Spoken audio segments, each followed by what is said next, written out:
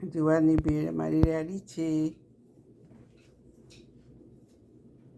મારી રેસીપી ગમે તો લાઈક કરો, શેર કરો, સબસ્ક્રાઈબ કરો અને બધા બનાવો. ગરમ છે એટલે હમણાં હું કટ નહીં કરતી, ઠંડી થશે એટલે કરીશ.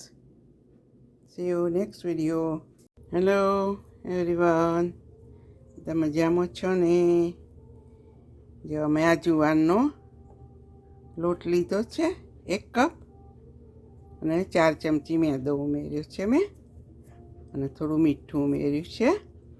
હવે મેં અડધી વાટકી 4 ચમચી તેલ લીધું છે મને.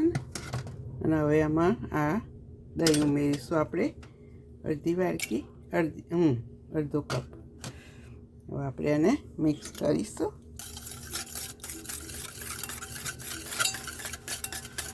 દૂધ ઉમેરાય પણ મારી પાસે મારું દહીં હતું એટલે મેં દહીં લીધું છે. હવે એમાં આપણે આ મેં ઈસ્ટ પલાળી હતી 1 ચમચી એ એડ કરી દીધી છે.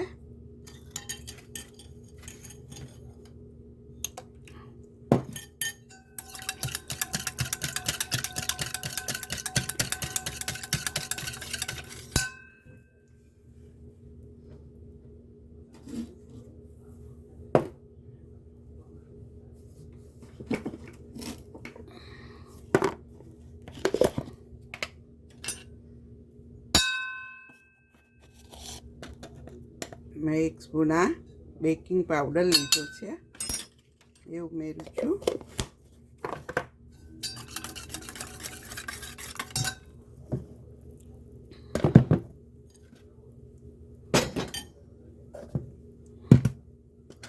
જાતે વિડીયો ઉતારીને થોડું આગું પાછું થશે, માફ કરજો.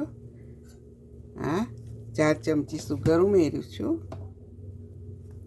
તમારે ઘર પણ જો એ રીતે ઉમેરજો.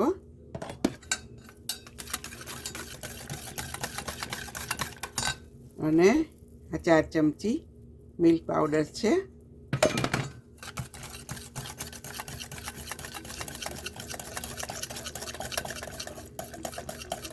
એક ચપટી મીઠું ઉમેર્યું છે મેં.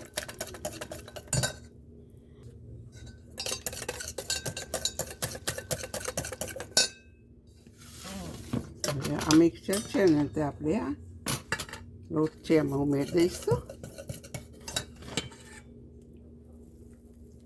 ધીમે ધીમે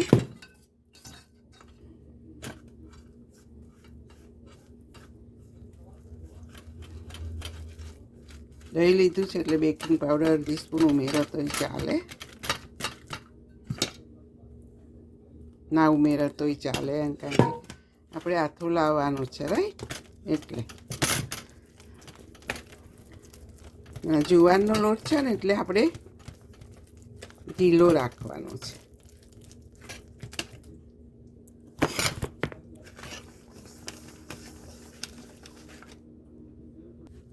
હવે એને ઢાંકીને 2 કલાક મૂકી રાખીશું. પછી આપણે એની બ્રેડ બનાવીશું જુવારના લોટની.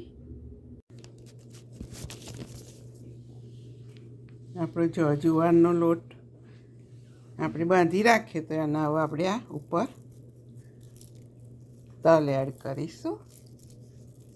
તમારે ઓટ ભભરાવા હોય, તલ ભભરાવા હોય, ફૂટી જે ફ્લેવરની બનાવી હોય એ રીતે ભભરાવાનું. હવે આપણે બેક કરીશું 20 મિનિટ ઓવનમાં.